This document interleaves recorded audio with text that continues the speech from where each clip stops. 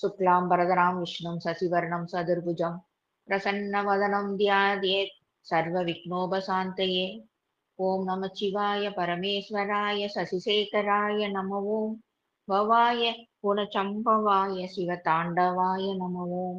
ओम सौं सरवणभव श्रीं ह्रीं क्लीं क्लौं सौं नमः।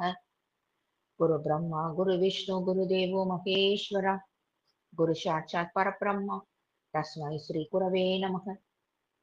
என்னை வழி நடத்தி கொண்டிருக்கும் அனைத்து குருமார்களுக்கும் எனது பணிவான வணக்கங்கள். குருவருள் ஆன்மீக மையத்தில் இணைந்திருக்கும் அத்துணை ஆத்மாக்களுக்கும் எனது வணக்கத்தை தெரிவித்துக் கொள்கிறேன். திரையம்பகம் யஜாமகே சுகந்தி புஷ்டி வர்த்தனம் உருவாறு கமிவ பந்தனா மிருத்யூர் முக்ஷிய மா அமிர்தாத்.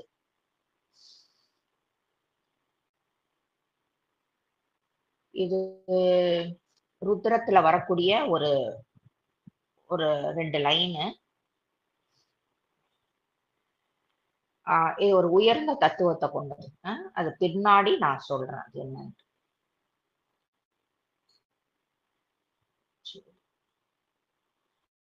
அன்பே சிவம், சுகமே சூழ்க, அருள் சேர்ந்த நெஞ்சினார்க்கு இல்லை, இருள் சேர்ந்த இன்னா உலகம் புகழ். ஓகேயா? இது அருளுடைமைன்ற ஒரு இதுல வர்றது. அதாவது அந்த அருள் நிறைஞ்ச மனசு படைச்சவங்களுக்கு அந்த அந்த இப்ப சொர்க்கம்னா இன்பமான ஒரு வாழ்க்கை, அப்படித்தானே நமக்கு உருவகப்படுத்தப்பட்டிருக்கு. நரகம்னா ஒரு துன்பமயமான ஒரு வாழ்க்கை. ஆனா இங்க அருள் நிறைஞ்ச அந்த மனம் படைச்சவங்களுக்கு அந்த துன்பம் மிகுந்த அந்த நரகம் போகிற வாய்ப்பே கிடையாது. அவங்களுக்கு அந்த அந்த இதே கிடையாது. சோ அப்போ அவங்களுடைய நிலைய வேற.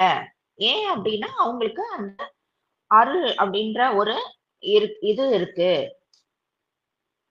அந்த ஒரு நிலையில இருக்காங்க. அருள் நிறைந்த ஒரு நிலையில் இருக்கும் ஒரு பட்சத்தில் அவங்களுக்கு அந்த நரகம் போகக்கூடிய ஒரு துர்பாக்கிய நிலை கிடையாது அப்படின்னு தெய்வீக புலவரான திருவள்ளுவர் சொல்றார். ஓகேவா? சரி, இப்ப தியானத்தோட நோக்கம் என்ன? தியானத்துல நம்ம தியானம் பண்ணி எல்லாத்துக்கும் ஒரு டார்கெட் இருக்கும் இல்லையா? நம்ம இந்த ஒரு பஸ்ல ஏறுறோம் அப்படின்னா அங்க போய் நம்ம இறங்கணும், அவங்க வீட்டுக்கு போகணும், இல்ல கோயிலுக்கு போகணும், இல்ல ஏதோ ஒண்ணு நம்ம டார்கெட் வச்சுட்டு தான் நம்ம பண்றோம். இப்ப சமைக்கிறோம் அப்படின்னா சாப்பிடணும் அப்படின்ற ஒரு டார்கெட்டுக்காக சமைக்கிறோம்.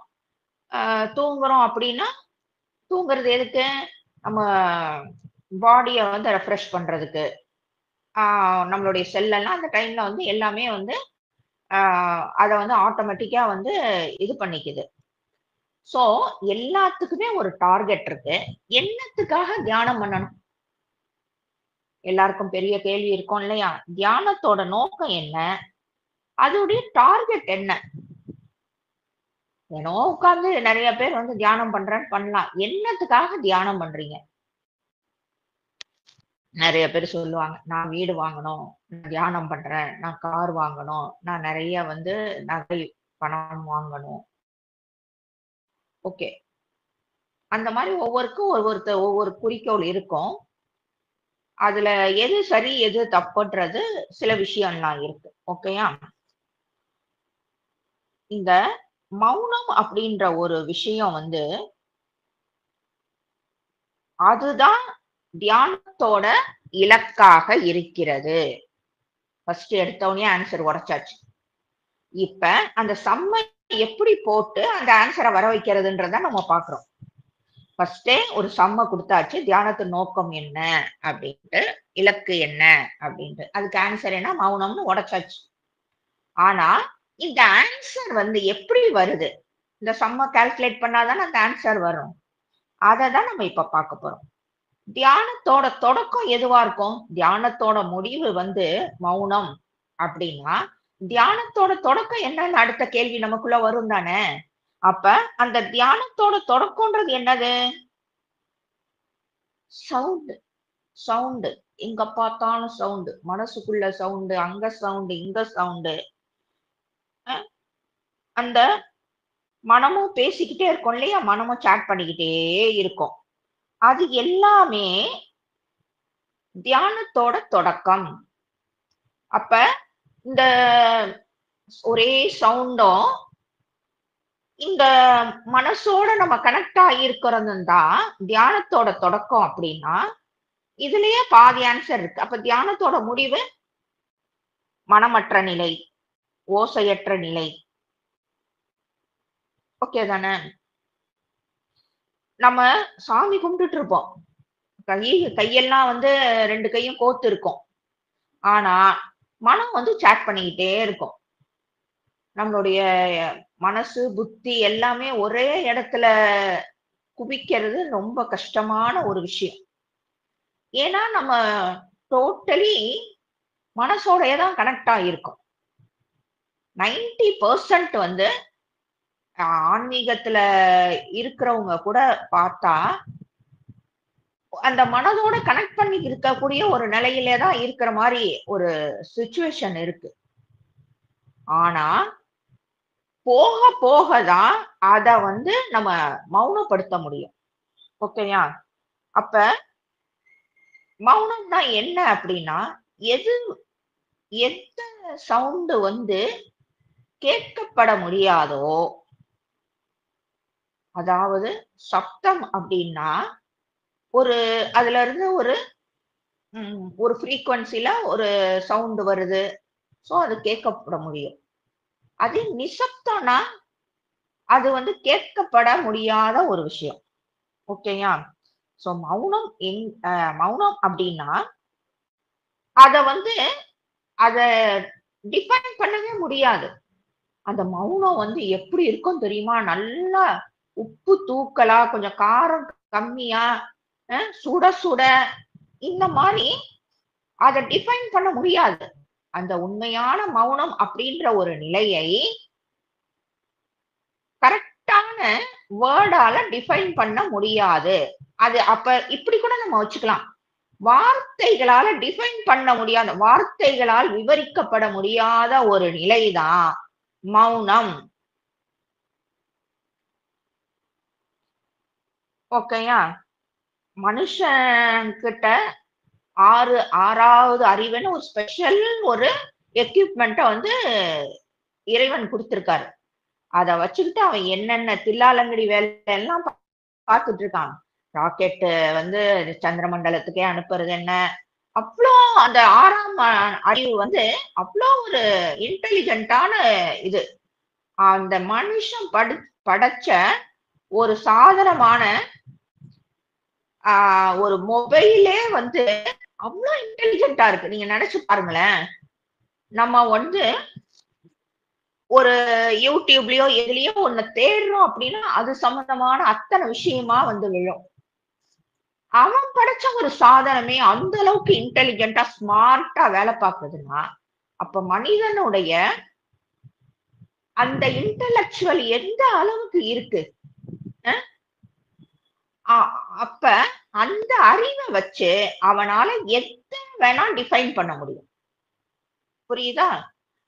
இந்த தியானத்த கூட இது இப்படி அந்த டைம்ல இப்படி இருக்கும். இந்த மாரின்ட்டு நெறைய ஃபாரினர்ஸ் வந்து இத வந்து அ கரெக்ட்டா டிஃபைன் பண்ணியிருப்பாங்க. கரெக்ட்டான வார்த்தை போட்டு கரெக்ட்டா டிஃபைன் பண்ணியிருப்பாங்க ஆக்சுவலா. அப்ப எல்லாத்தையும் டிஃபைன் பண்ண முடியுது.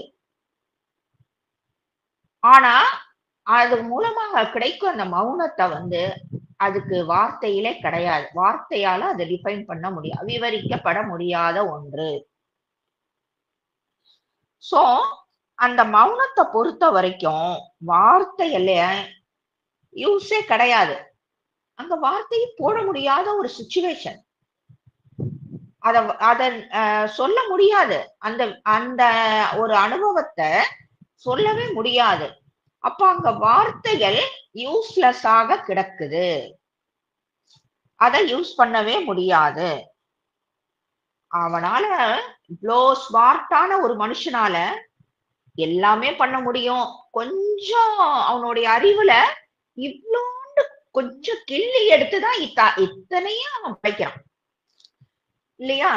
மனுஷனோட மூளையில 80% உபயோகப்படுத்தாமையே தான் நம்ம மனிதர்கள் இறந்து போறாங்க. ஒரு நான் சொல்றது ஜாஸ்தி பெர்சென்டா இருக்கும். பயன்படுத்தக்கூடிய மூளையின் அளவு மிக மிக மிக மிக குறைவா இருக்கு. அதுக்கே இந்த ஆட்டம் பாட்டம் கொண்டாட்டமா இருக்கு. முழு அந்த மூளையோட அளவை பயன்படுத்தினா எப்படி இருக்கும்? ஆனா இங்க மௌனம் அப்படின்ற இதுல அவனால ஒண்ணும் செய்ய முடியாத ஒரு நிலைதான். வார்த்தைகளா அவனுடைய கைவண்ணத்தை இதுல காமிக்க முடியல. அப்படியாப்பட்ட ஒரு நிலைதான் இங்க மௌனம் அப்படின்ற ஒரு விஷயம். எங்க மனுஷன் பண்ணக்கூடிய முயற்சி தோல்வி அடையுதோ அங்கதான் அந்த சரண்டர் அப்படின்னு சொல்லக்கூடிய சரணாகதி ஆரம்பிக்குது இல்லையா? நம்மளுடைய இப்ப பேசுற மாதிரி மனுஷனுக்கு அவ்வளோ ஒரு இன்டெலெக்சுவலான ஒரு உயிரினம் தான் மனுஷன். அவனால ஆகாதது கிடையாது அப்படின்னு எல்லாமே தெரியும். ஆனா சில இடத்துல அவனுடைய அறிவு, அவனுடைய உணர்வு, அவனுடைய ஸ்மார்ட்னஸ் எல்லாத்துக்கும் அப்பாற்பட்ட விஷயம் நடக்குது. அப்ப அவனுக்கு ஒரு கட்டத்துல தெரிஞ்சிடும், இல்ல இதுக்கு மேல இந்த வண்டி போகாது, இந்த வண்டியோட கீ என்கிட்ட கிடையாது அப்படின்னு அந்த மனுஷனுக்கு ஒரு கட்டத்துல அழகா புரிய ஆரம்பிச்சிடும். அப்ப அங்க சரண்டர் அப்படின்ற ஒரு விஷயம் ஆரம்பிக்குது. சரணாகதி அடைஞ்சிடறான். அப்பா இதுக்கு மேல என்னால ஒண்ணும் முடியல, நீ பார்த்து தயவு பண்ணு அப்படின்னு. சோ இதே மாதிரிதானே நீங்க இந்த ஒரு அனுபவத்தை ஹாஸ்பிட்டல்ல நிறைய பார்க்கலாம் இல்லையா? கிரிட்டிக்கல் பொசிஷன்ல இருக்க ஒரு பேஷண்டா இருந்தா அப்படின்னா டாக்டர் எவ்வளவு செலவானாலும் பரவாயில்ல பாத்துருங்க அப்படின்ட்டு சொல்லுவாங்க. டாக்டரும் சரி இந்த ஒரு வார்த்தை சொல்லிட்டா டாக்டருக்கு பத்தாதா, சரி பாத்துடுறேன் அப்படின்ட்டு அவங்கள பார்ப்பாங்க. ஆனா ஒரு கட்டத்துல நான் ரொம்ப பண்ணிட்டேன், ஆனா என்னால முடியல, நீங்க கடவுளை வேண்டிக்கோங்க அப்படின்னு. இது இந்த இந்த சீன் எத்தனை படத்துல நம்ம பார்த்திருப்போம். சோ இதுதான் இயற்கையாகவும் நடக்கக்கூடிய ஒரு விஷயமா இருக்கு. அந்த இடத்துல மனுஷன் டாக்டரை விட்டுடுறான், அவனோட பணத்தை விட்டுடுறான், அவனுடைய மனத்தை விட்டுடுறான், எல்லாத்தையும் தூக்கி எறிஞ்சிட்டு கடவுளே நீதான் எப்படியாவது அந்த உயிரை காப்பாத்திரு அப்படின்னு சரண்டர் ஆகணும். சோ மனுஷனுடைய ஸ்மார்ட்னஸ், அந்த இன்டெலெக்சுவல், அது இது எல்லாமே முயற்சி அந்த தோல்வியா தழுவுறப்ப அந்த சரணாகதி அப்படின்ற ஒரு விஷயம் தொடங்குது. அந்த இடத்துல அப்ப அவன் பேசுவானா யாருக்கிட்டயாவது? பின்னாடி வா இங்க பாரு, இது ஒரு ஒரு பிடிச்ச நடிகரோட படம் ரிலீஸ் ஆயிருக்கு, இல்ல வா இங்க சுட சுட போண்டா போடுறாங்க சாப்பிட்டு வரலாம், யாராவது பேச முடியுமா அவங்கிட்ட அந்த இடத்துல போய்? அங்க அவனுடைய மனம் நங்கூரம் பாய்ச்சின மாதிரி மௌனத்துல ஆழ்ந்த அமைதியில ஒரே இடத்துல நல நிறுத்தி நிக்கும். அப்ப அங்க மௌனம் அவனுக்கு ஸ்டார்ட் ஆகுது. மனிதனோட அகங்காரம் முடிவுக்கு வர்ற நிலைதான் சரணாகதி. எங்க சரணாகதி இருக்கோ அங்க மௌனம் இருக்கு. அப்ப எங்க சரணாகதி இல்லையோ அப்ப அங்க மௌனம் கிடையாது. அதுதான் உண்மையான ஒரு நிலை. எங்க வார்த்தைகள் பயன் இல்லாம, இப்ப சொன்னோம் இல்லையா, ஒருத்தவங்ககிட்ட போய் பேச முடியுமா? அவங்க கிரிட்டிக்கல் பொசிஷன்ல அவங்களோட ரிலேஷன்ஸ் யாரோ இருக்காங்க, இது பண்றாங்கன்னா அவங்க கூட போய் நம்ம சாட் பண்ண முடியுமா? அப்ப அந்த வார்த்தைகளே கிடையாது, பேசவே முடியாது. தோல்வியை ஒப்புத்துக்கிட்டு அவன் சரணாகதி அப்படின்ற ஒரு ஸ்டேஜ்ல இருக்கான். அந்த நிலையில தான் மௌனத்தோட அந்த செயல்பாடு ஆரம்பிக்குது. வார்த்தைகள் சரணாகதி அடையும் இடம்தான் மௌனம். மனிதன் வந்து சரணாகதி அடையிறது இப்ப பார்த்தோம் நம்ம. ஒரு கட்டத்துல வந்து அவனால முடியாது. இதுக்கு மேல இந்த வண்டி நகரவே நகராது அப்படின்னு தெரிஞ்ச உடனே கடவுள்ட்ட, "பா நீ தான் எனக்கு காப்பாத்தணும். நான் வந்து உனக்கு அத பண்றேன், இத பண்றேன்" அப்படின்ட்டு அவனுக்கு தெரிஞ்ச அத்தனையையும் கடவுள்ட்ட மன்றாடுவான். கண்ணீர் விட்டு மன்றாடுவான். இந்த கடவுளுக்கும் தெரியும், "டேய் இவ்ளோ நாள் என்ன திரும்பி கூட பாத்தியாடா" அப்படின்ட்டு. ஆனா, அந்த மனமுருகி அவன் கண்ணீர் விடுறான் பாருங்க. அப்ப அங்க வந்து கடவுள் வந்து மனசிறங்கி அவனுடைய கோரிக்கையை நிறைவேற்றுறார். இதுதானே நடக்குது. சோ மனிதன் சரணாகதி அடையும் இடம் இறைவன். வார்த்தைகள் சரணாகதி அடையும் இடம் மௌனம். அங்க வார்த்தைகளே கிடையாது. நம்ம தான் பார்த்தோமே, வார்த்தைகளால அத விவரிக்கவும் முடியாது. அது இப்படி இருக்கும், அப்படி இருக்கும்னு சொல்ல முடியாது. அதே மாரி ஊமை அப்படின்ற ஒரு விஷயமும் இருக்கு இல்லையா? நெறைய பேரு வந்து பேச முடியாத ஒரு சூழ்நிலையில இருக்காங்க. அப்ப அவங்க எல்லாரும் மௌனமா இருக்காங்கன்னு நம்ம சொல்ல முடியுமா? மௌனம் வேற, ஊமைன்றது வேற. ஊமை அப்படின்னு பேச முடியாத நிலையில் இருக்கும். சிலருக்கு வந்து மனசு பேசிக்கிட்டு தானே இருக்கும். அவங்களுக்கு பேசுறதுக்கு எல்லா வார்த்தைகளும் தெரியும். ஆனா பேசக்கூடிய அமைப்புல அவங்க இல்ல. ஆனா அவங்களால பேச முடியும். ஓகேயா? சோ வார்த்தைகள் தான் வெளிய வரல. அவங்களோட நிலை அதுதானே. வார்த்தைகள் உள்ள இங்க இருக்கு, தொண்டையில இருக்கு. ஆனா வெளிய வரல. அதுதான் ஊமை அப்படின்ற ஒரு நிலையில இருக்கிறது. ஆனா, அந்த வார்த்தைகள் வெளிய வர துடிக்குதே ஒழிய, அதால வெளிய வர முடியறது கிடையாது. இதுதான் ஊமை அப்படின்ற அந்த ஒரு நிலை. ஆனா, மௌனம்ல வந்து வார்த்தையே இல்லையா? வார்த்தையே இல்ல. இங்க வார்த்தை இருக்கு. ஆனா வெளிய வர முடியாத ஒரு அமைப்புல அது இருக்கு. ஆனா, மௌனத்தில் வார்த்தைகளே கிடையாது. அப்ப ஊமை எல்லாம் பேசுறது இல்ல அப்படின்னா, அவங்க ஆ மௌன விரதம் இருக்காங்கன்னு நம்ம எடுத்துக்க முடியுமா? அவங்களால பேச முடியாத ஒரு அமை அந்த மாரி ஒரு அமைக்கப்பட்ட ஒரு உடலோட அவங்க இருக்காங்க.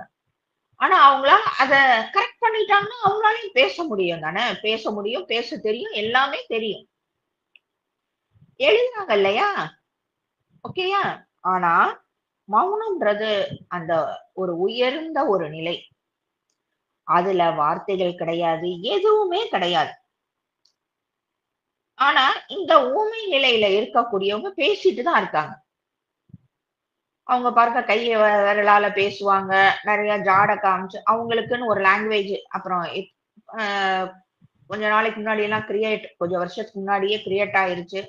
சோ இப்படி காமிச்சா இப்படி எல்லாமே வந்து மனம் வந்து சாட் பண்ணிக்கிட்டே தான் இருக்கு. வார்த்தைகள் தான் வெளிய வர முடியாத சூழ்நிலையில அது போயி அ அடைஞ்சு கிடக்குது. ஆனா மௌனத்துல வார்த்தைப்படுத்துறதுக்கு எதுவுமே இல்ல. வார்த்தைகளே தேவையில்ல. அந்த மௌனம் அப்படின்ற ஒரு நிலையில. இந்த மௌனம் வந்து எப்ப வந்து ஆ சித்திக்கும் அப்படின்னா, வாய் மூடி இருக்கிறப்பன்னு சொல்லலாமா? வாய் மூடி இருக்கிறதுக்கு பேரு மௌனம் சொல்லலாமா? கிடையாது.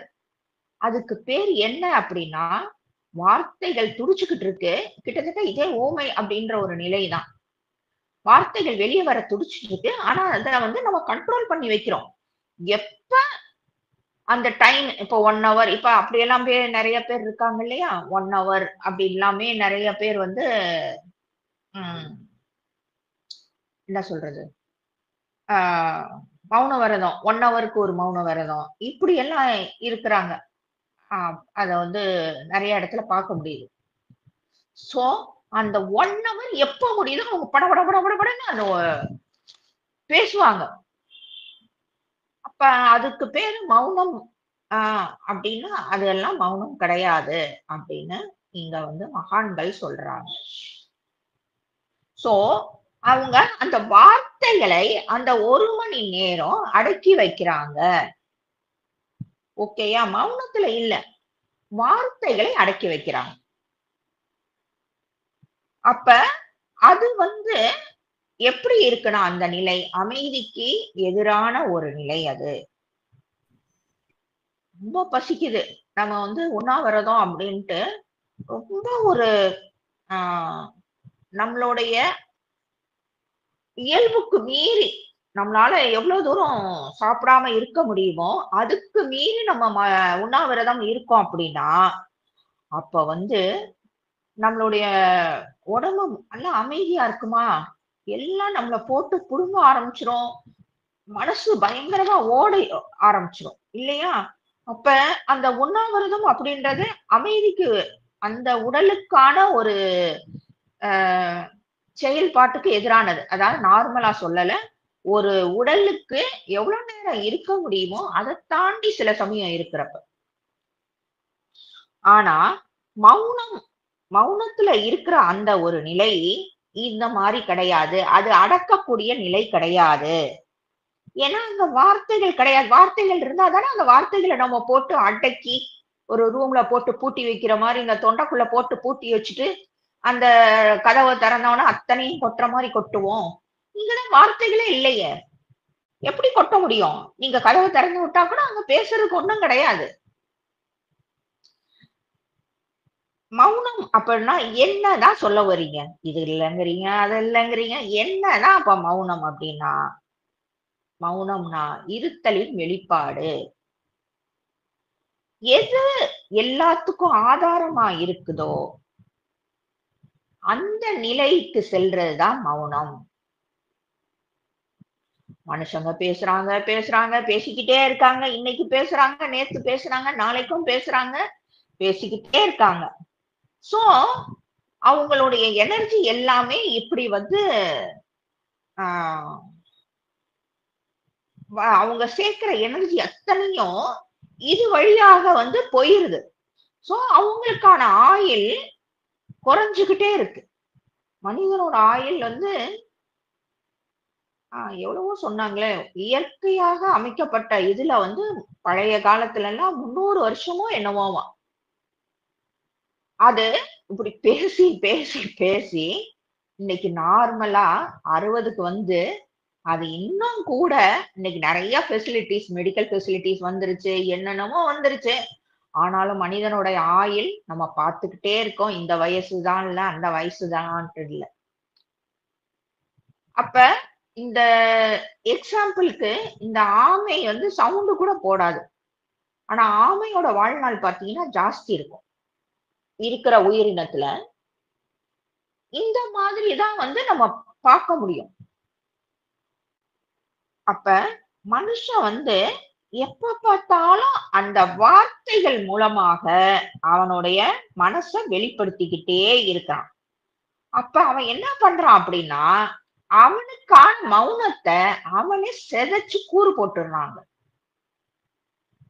அவனுடைய மௌனத்த அவனே வந்து அந்த மனசுக்குள்ளேயே சாட் பண்ணிக்கிட்டே இருக்கிறதுனால, அந்த மௌனத்த சிதைச்சிடுறான். அப்ப அவனுக்குள்ள இருக்கிற மௌனம் அப்படின்னா, அவனுடைய அந்த இருத்தல் அப்படின்னு சொல்லக்கூடிய அந்த ஆன்மாவோட கனெக்ட் பண்ணி இருக்கும் ஒரு நிலைதான் மௌனம். அங்க பேசுறதுக்கே இது இல்லையே. எப்ப அந்த இருப்புல அந்த மனுஷன் கரைஞ்சு போறானோ, அந்த நிலை மௌனம். என்னமோ இந்த பழைய படத்துல எல்லாம் இந்த ராஜா ராணி படம்லாம் இருக்கும் பாருங்க. அதுல வந்து நெறைய டயலாக் எல்லாம் வரும் இல்லையா? ஒரு காதலனும் காதலியும் பார்க்கிறப்ப பேச்சு வராது. இல்ல பாசத்துல பேச்சு வராது. கண்ணோட கண்ணே வந்து பேசிக்குவாங்க. அங்க மௌனத்திலேயே அப்படியே அவங்க கரைஞ்சு போயிடுறாங்க. அப்ப இதெல்லாமும் உண்ம தானே! அப்ப மனுஷங்களோட மனிதன் கனெக்ட் ஆகுறப்ப, அந்த வார்த்தைகள் அற்ற ஒரு நிலையில அவங்களுடைய உணர்வுகளை பரிமாறிக் கொள்ள முடியும் அப்படின்னா, இந்த ஆன்மாவோட இந்த மனுஷன் கனெக்ட் ஆகுறப்ப, அவன் அங்க ஏதுமற்ற பேச்சற்ற ஒரு அற்புதமான ஒரு மௌன நிலையில் இருக்கிறான். அப்ப ஒரு மனுஷன் மனசோட கனெக்ட் ஆகியிருக்கான் அப்படின்றா நொய்யி நொய்யி நொய்யி நொய்யி நொய்யின்னு பேசிக்கிட்டே இருக்கான். ஏன்னா மனதோட இயல்பு என்ன? பேசிக்கிட்டே இருக்கிறது. சோ அப்ப அவன் அதோட கனெக்ட் ஆகிருக்கிறப்ப அவனும் அதோட இயல்புக்கு ஏத்த மாதிரி தண்ணி எப்படி எதுல இருக்கோ அதோட இயல்புக்கு ஏத்த மாதிரி அதோட ஷேப்போ அதோட கலரோ மாறுமோ, அப்ப அந்த மனதோட அவன் கனெக்ட் ஆகிருக்கிறப்ப அதோட இயல்புக்கு ஏத்த மாதிரி அவனும் சாட் பண்ணிக்கிட்டே இருக்கான். அவன் வாய் மூடிட்டு இருக்கப்ப கூட சாட் பண்ணுவான். நிறைய பேர் பாத்தீங்கன்னா தூக்கத்துல யார் பேசுவா அப்படின்னா நிறைய பேர் தூக்கத்துல கூட பேசுவாங்க இல்லையா? என்னத்தையோ உளருவாங்க, என்னத்தையோ யாருக்கூடயும் சண்டை போடுற மாதிரி பேசுவாங்க, கனவு கண்டு பேசுவாங்க. அப்ப அப்ப கூட பேசுறாங்க மனுஷங்க. இது எல்லாரும் பார்த்திருக்கலாம். அப்ப பேசிக்கிட்டே இருக்க மனசோட நம்ம கனெக்ட் ஆயிட்டு இருக்கிறப்ப நம்ம வாய் பேசாம இருந்தாலும் உள்ள மனசு பேசிக்கிட்டு இருக்கும். அது மௌனம் கிடையாது. அப்ப நம்மளுடைய இருப்பான அந்த இருத்தலோட நம்ம இணைஞ்சு இருக்கிறப்ப நாம அதோடைய இது இயல்புல இருக்கும். அப்ப பேசாம அப்படி ஒரு ஆன்ம சொரூபத்தோட அப்படி ஒரு அமைதியான ஒரு மௌன நிலையில அற்புதமான ஒரு மௌன நிலையில இருக்கும். இந்த மௌனம் உள்ள பேசிக்கிட்டே இருந்து வெளியே வாய மூடிட்டு இருக்கிறதுக்கு பேர் மௌனம் கிடையாது.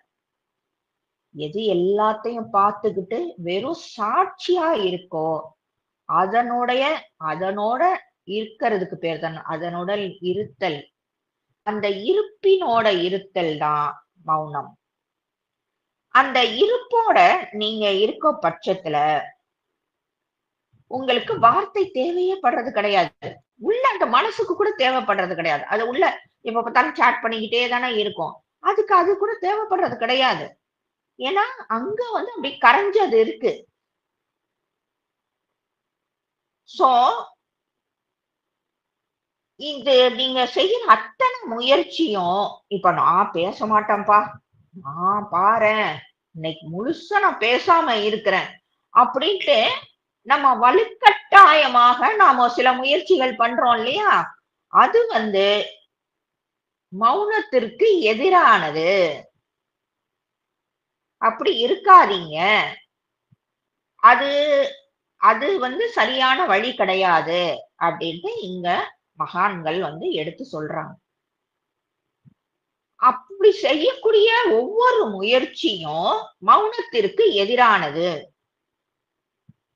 நான் மௌனமா இருக்கேன், நான் மௌனமா இருக்கேன், நான் மௌனமா இருக்கேன் அப்படின்னு சொல்லிக்கிட்டோம் நம்ம நினைச்சுக்கிட்டு இருக்கிறது கூட மௌனத்திற்கு எதிரான ஒன்று. ஓகேயா? அது கண்டிப்பாக உங்களை அந்த நிலைக்கு அது கூட்டிட்டு போகாது. எப்பெல்லாம் நமக்குள்ள இருக்கும் அந்த ஆன்ம சொரூபத்தோட பேசாமல் கனெக்ட் ஆகுறோமோ அப்பதெல்லாம் மௌனம் தோன்றுது. பேசக்கூடிய மனதோட நம்ம இணையிறப்ப வார்த்தைகள் தோணுது. பேசாத ஒன்றுடன் இணையிறப்ப மௌனம் தோன்றுது. ஓகேயா? சரி, எது பேசாம இருக்கு? அதை எப்படி கண்டுபிடிக்கிறது? எனக்கு ஆசையாதான் இருக்கு, மௌனமா இருந்துட்டா பிரச்சனையே இல்லை, வீட்டுல சண்டை கிடையாது, சச்சரவு கிடையாது, ஒண்ணும் கிடையாது. அது எப்படி கண்டுபிடிக்கிறது அப்படின்னா, நம்ம பெரியவங்க ஞானிகள் எல்லாருமே சித்தர்கள் மகான்கள் எல்லாருமே அத அதுக்காக கண்டுபிடிச்ச ஒரு விஷயம்தான் தியானம். உள்ள இருக்கக்கூடிய அந்த ஆன்ம சொரூபத்தோட தியானமானது நம்மளை இணைச்சு வைக்குது. அந்த தியானம் தியானத்துல இருக்கிறப்ப அந்த இருப்ப நமக்கு அறிமுகப்படுத்துது. இந்த பாரு, இதுதான் நீ, தெரியுதா? வெளியே ஆடுற பாரு, அதெல்லாம் நீ கிடையாது, இதுதான் நீ. எதுக்கு இந்த ஆட்டம் ஆடுற? சும்மா இரு. எல்லாம் நீ யாரு, என்ன, எப்படியாப்பட்டது எல்லாம் தான் இவருக்கு தெரியும். அதுதான் நீயே. அதுவே பேசாம இருக்கப்ப இந்த வெறும் ஒரு கூடு மாதிரி இருக்கக்கூடிய இந்த அழியக்கூடிய உடம்ப அத நீ நினைச்சுக்கிட்டு இருக்கீங்க. எதுக்கு இந்த ஆட்டம்? இதுதான் நீன்ட்டு அப்படி அறிமுகப்படுத்துது. அப்ப அந்த அறிமுகம் நமக்கு கிடைச்சிட்டோன்னு நாம அதோட இணைஞ்சுக்கிறோம். அந்த நிலையில் அழகான அந்த ஒரு மௌனம் தோன்றுது. மனதோட இருக்கிறப்ப நான் மனசோடயும் இருந்துக்குவேன். ஏன்னா நம்ம நார்மல் லைஃப்பும் லீட் பண்ணி தானே ஆகணும். அப்ப மனசோடயே இருந்துக்குவேன். நான் மௌனத்தோடயே இருந்துக்குவேன் அப்படின்னா, அப்படி இருக்க முடியாது அப்படிங்கிறாங்க. மனமானது நம்மள தொடர்பு அதோடைய தொடர்புல நாம இருக்கிறப்ப, வார்த்தைகள் வந்து வெளுத்துக்கிட்டே தான் இருக்கும். ஆன்மாவுடைய நமது ஆன்மாவுடன் இல்லன்னா நம்மளுடைய ஒரிஜினலோட நம்ம வெளிய பார்க்கக்கூடிய இந்த உருவம் கண்ணாடியில பார்க்குற மாரி தான். ஓகேயா? அது நமது ஒரிஜினல் உருவத்தோட நாம இணையிறப்ப, அது அதனுடைய கட்டுப்பாட்டில் உங்களை வைத்துக் கொள்கிறது. இந்த நிலையில தான் ஞானிகள் இருக்காங்க. சரி, இன்னொன்னு பார்க்கலாம். எல்லாருக்குமே வந்து தூங்குறப்ப பார்த்தீங்க அப்படின்னா, அ நெறைய ஒரு புத்துணர்ச்சி கிடைக்குதுல்ல. தூங்கி எந்திரிச்சோனா, அப்பா! தூங்கி எந்திரிச்சோனயே நமக்கு ஃபுல்லா எனர்ஜிட்டிக்கா இருக்கும். எவ்ளோ வேலை அப்படின்னாலும் செய்வோம். நல்லா மனசு வந்து ஃப்ரெஷ்ஷா இருக்கும். உடம்பு நல்லா எனர்ஜி அதோடைய செல் எல்லாமே வந்து அது நல்லாவே ஆ ஆ நல்லா ரீஜெனரேட் ஆயி, அதுவும் நல்லா ஃப்ரெஷ்ஷா இருக்கும். ஸோ நம்ம ஃபுல்லுமே ஃப்ரெஷ்ஷா இருக்கும். அப்ப எதுக்கு இந்த மௌனம்? அதுதான் வந்து ஃப்ரெஷ் ஆக்கிருது இல்லையா நம்மள? எதுக்கு இந்த மௌனம்? தூக்கம் நம்மள ஃப்ரெஷ் ஆக்கிருது. ஆமா தானே? ஃபுல் எனர்ஜியோட எந்திரிக்கிறோம். ஃபுல்லா வந்து நம்மளால எது வேணா பண்ண முடியும் அப்படின்ற ஒரு நிலையில தான் எந்திரிக்கிறோம். அப்படி இருக்கிறப்ப எதுக்காக இந்த மௌனம் அப்படின்ற ஒரு நிலை? அதுலயே தான் எல்லாம் கிடைச்சிருதே. கரெக்ட்டு தான். அதுலயே எல்லாம் கிடைச்சிருது. ஆனா, அதுல ஒரு எனர்ஜி கிடைக்குது பாருங்க. நம்ம தூங்குறப்ப, நம்ம அ நார்மலா முழிச்சுட்டு இருக்கப்ப பேசுறத விட, தூக்கத்துல வந்து இந்த கனவு மூலமாக, இல்ல நமக்கு வேற ஏதாவது ஒரு மனுஷனுக்கு கவலை ஏதாவது இருக்கலாம். இல்ல சந்தோஷம் இருக்கலாம். அதனால தூக்கம் வராம, அது தொடர்பான கனவுகள் வரலாம். இப்படி ஏதோ ஒண்ணால அவனுடைய மனம் வந்து சூழப்பட்டுக்கிட்டே தான் இருக்கு.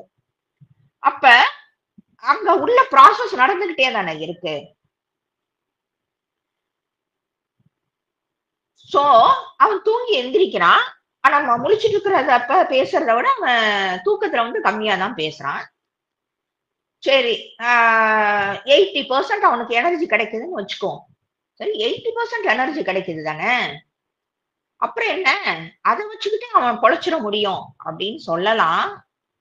ஆனா, இங்க என்ன ஆகுது அப்படின்னா, அந்த ஃபர்ஸ்ட் மேல இருக்கிற 2 லேயர்ல இருக்க அந்த மனமானது என்ன பண்ணிருதுன்னா, அந்த எனர்ஜி ஃபுல்லும் அது எடுத்துக்குது. அந்த உயிருக்கு ஆற்றல் கிடைப்பது கிடையாது. அப்ப அந்த மனம் வந்து எல்லாத்தையும் உறிஞ்சிடுறதுனால, அந்த உயிருக்கான, அந்த ஆன்மாவுக்கான ஆற்றல் கிடைக்கல. ஓகேயா? அப்ப இதுக்காக, ஓ! இப்படி ஆகுதா? அதனாலதான் மனுஷன் இப்படி இருக்கானா? அப்படின்ட்டு தான், இந்த தியானம் அப்படின்ற ஒண்ண வந்து நம்மளுடைய ஞானிகள் இவங்கெல்லாம் வந்து டிசைட் பண்ணாங்க. சரி, அப்ப ஆ தூங்காமல் தூங்கி சுகம் பெறுவது எக்காலம்? இதெல்லாம் கேள்விப்பட்டிருப்பீங்க. தியானம் அப்படின்னா என்னது? நம்ம தூங்குறப்ப நம்மளுடைய உணர்வற்ற ஒரு நிலையில இருப்போம். ஆனா தியானத்துல உணர்வும் இருக்கும், எல்லாம் தெரியும். ஆனா அந்த ஒரு அமைதியான அந்த தூங்குறப்ப உங்களுக்கு 8 மணி நேரம் தூங்குனா என்ன ஒரு எனர்ஜி கிடைக்குதோ அது உங்களை நீங்க 1 மணி நேரம் பண்ணா அந்த எனர்ஜி கிடைச்சிடும். அப்படி டிசைன் பண்ணியிருக்காங்க தியானம்ன்ற ஒரு விஷயம். சோ அது டைரக்டா இந்த ஆற்றல் எங்க போகுது? இந்த தூங்குறதுனால கிடைக்கிறத ஃபுல்லா மனசு உறிஞ்சுக்குது. இந்த நம்ம தியானத்தின் மூலமாக கிடைக்கக்கூடிய ஆற்றல் நம்மளுடைய ஆன்மாவை சென்றடையுது. நம்ம ஏற்கனவே சொன்ன மாதிரி ஒரு பெட்டியோட வந்திருக்கோம். ஒரு இந்த பிறப்புக்கு ஒரு இலக்கு இருக்கும் தானே? இந்த பிறப்பு எடுத்ததுக்கான ஒரு இலக்கு இருக்கு. அத கவனிக்கிறது கிடையாது. ஆனா இந்த தியானம் பண்றப்ப அந்த ஆன்மாவுக்கு பிறப்பு எடுத்ததே அதுக்காக தான். அத அந்த ஆன்மாவை பட்னி போட்டு அத ஒண்ணுத்துக்கும் இது பண்ணாம அது பார்த்துட்டு நோஞ்சா மாதிரி இருக்கு. ஓகேயா? அப்ப அதுக்கான சாப்பாடு இந்த தியானத்தின் மூலமாக தான் கிடைக்குது. அதுக்குதான் ஆக்சுவலாவே வந்திருக்கோம். கடைசியில அத நம்ம பண்ணாம இந்த பிசிக்கலா நம்ம பண்ணிட்டு இருக்கோம். இந்த விலங்குகளுக்கெல்லாம் பாத்தீங்க அப்படின்னா அதுங்க எல்லாம் தியானம் பண்ணுதானா அதுங்க தியானம் பண்றது கிடையாது. ஏன்னா அதுங்களுக்கு மனம் அப்படின்ற ஒரு விஷயம் கிடையாது. அதுங்களுக்கு அந்த தூக்கத்தின் மூலம் கிடைக்கிற அந்த எனர்ஜியே போதுமானது. அதுங்களுடைய உயிர் வாழ்க்கைக்கு போதுமான. நமக்கு அப்படி கிடையாது. மனம்னு ஒண்ணு இருக்கு. இந்த ஆன்மாவுக்கு நாம செய்ய வேண்டிய விஷயம் ஒண்ணு இருக்கு. இந்த ஆன்மாதான் இந்த உடலை எடுத்து வந்திருக்குன்னு நமக்கு தெரியும். அப்ப அந்த ஆன்மா ஏதோ ஒண்ணு நிறைவேற்றுறதுக்காக இந்த ஒரு பிறப்பு எடுத்திருக்கு. அத நிறைவேற்றாம திரும்பியும் போறதுல என்ன இது? நிறைய பேர் பாத்தீங்கன்னா, அதனாலதான் இந்த கல்லறையில தான் அவங்களுடைய அந்த ஆன்ம சாந்தி அடையட்டும்ன்றதே இந்த வார்த்தையே பாருங்க, அவங்களுடைய ஆன்மா சாந்தி அடையும். அட இப்பவாவது சாந்தி அடையட்டும் அப்படின்றதுதான் அதுக்கான அர்த்தம். அந்த செத்ததுக்கு அப்புறம் சாந்தி அடையறதுக்கு பேரு அது கிடையாது. வாழ்றப்பயே அந்த ஆன்மாவானது சாந்தி அடையணும். அது எப்படி நிகழும் அப்படின்னா, அதுக்குதான் இந்த தியானம். ஓகேயா? அந்த தியானத்துல நீங்க வாழும் அந்த வாழ்நாள்லயே அந்த ஆன்மாவ சாந்திப்படுத்தணும். ஓகேயா? அது பேருதான் அந்த வாழ்நாள்லயே அந்த ஆன்மா சாந்தி அடைஞ்சு அந்த நிலைக்கு தான் ஜீவன் முக்தர் அப்படின்றது.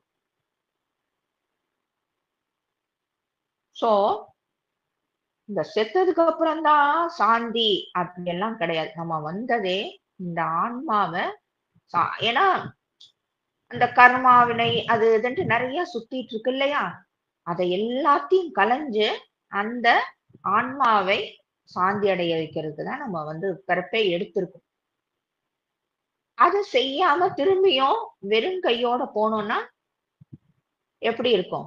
நம்ம போன இதுலயே பார்த்த மாதிரிதான் ரிஷிகேஷ்கோ ஏதோ அவ்வளோ தூரம் பயணம் பண்ணி என்னென்னமோ திங்ஸ் எல்லாம் வாங்குறோம். ஆனா அங்க போய் நம்ம கோயிலுக்கு போய் பார்க்காம என்ன பர்பஸ்க்கு போனோமோ அதை சால்வ் பண்ணாம திருப்பியும் வந்த மாதிரிதான் நம்மளுடைய பயணம். எப்படி அந்த பயணம் அர்த்தமற்றதாக இருக்குமோ அதே மாதிரி நம்மளுடைய இந்த பிறப்பு என்னும் பயணமும் அர்த்தம் இல்லாம இருக்கு. சோ நம்ம அந்த மௌனம் அப்படின்ற அந்த உயர்ந்த ஒரு நிலைக்கு நாம போகணும். அது கண்டிப்பா தியானத்தின் மூலமாக தான் முடியும். இந்த தியானத்துக்கு முன்னாடி டைரக்டா போய் நம்ம தியானம் பண்ணோம் அப்படின்னா அது ஒர்க் அவுட் ஆகாது. அதுக்கு முன்னாடி சில நம்மளுடைய வாழ்க்கையில் சில விஷயங்கள் எல்லாம் கடைபிடிச்சு ஸ்டெப் பை ஸ்டெப் நம்ம அப்படியே ஃபார்ம் பண்ணி போனாதான். அதனாலதான் பாருங்களேன் ஞானிகள்லாம் எப்பயுமே ஒரு மௌனத்துல அப்படியே அவங்க பாட்டுக்கு எல்லாத்தையும் பார்ப்பாங்க. ஆனா அவங்க கவனிக்கிறாங்களா இல்லையான்ற மாதிரியே நமக்கு இருக்கும். ஆனா அவங்க எல்லாத்தையும் கவனிச்சுட்டு இருப்பாங்க. அந்த மௌனத்தோட உயர்ந்த ஒரு நிலைதான் அந்த சமாதி அப்படின்ற ஒரு நிலை. அதுதான் அந்த ஜீவன் அந்த வாழ்றப்பயே அது ஒரு முக்தி ஆயிரும். அதுக்குதான் நிறைய பேர் நமக்கு தெரியும் தானே. எக்ஸாம்பிளுக்கு ரமண மகர்ஷிய கூட பார்க்கலாம். அந்த மாதிரி நம்மளுடைய மனதை கொஞ்சம் தள்ளி தள்ளி தள்ளி தள்ளி வச்சு நம்ம பழக்கப்படுத்திக்கிட்டே வந்தோம் அப்படின்னா உள்ளயும் எதுவும் தோணாம இருக்கணும். உள்ள ஓடிக்கிட்டு நிறைய பேரை பார்த்திருந்தீங்கன்னா தெரியும். நான் மௌன விரதம் இருக்கேன் அப்படின்ட்டு எழுதி காட்டுவாங்க. என்ன கை விரல்ல ஜாட காட்டுவாங்க. ஐயோன்னு தலையில அடிச்சுக்காங்க. நான் இவ்வளோ உனக்கு புரியுற மாதிரி சொல்றேனே உனக்கு புரியலையா அப்படின்ட்டு. அப்ப உடம்பு மனசு அத்தனையும் டான்ஸ் ஆடிக்கிட்டு இருக்கு. இதுக்கு பேர் எப்படி மௌன விரதம்னு சொல்ல முடியும்?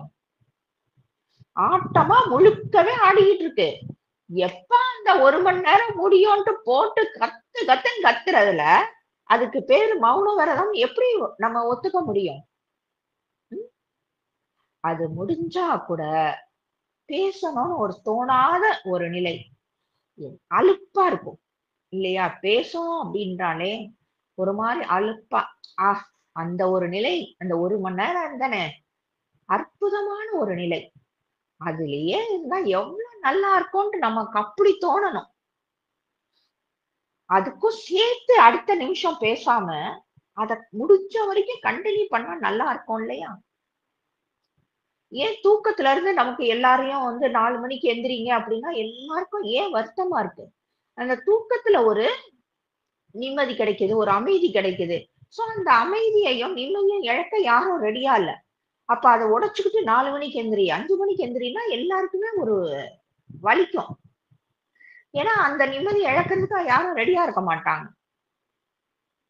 அப்ப அத மாதிரிதான் இந்த மௌனத்திலையும் நமக்கு அந்த அந்த ஒரு நாள் முழுக்க இருக்கிறோம்னா மறுநாள் கொஞ்சம் அது அப்படியே கண்டினியூ ஆகணும்.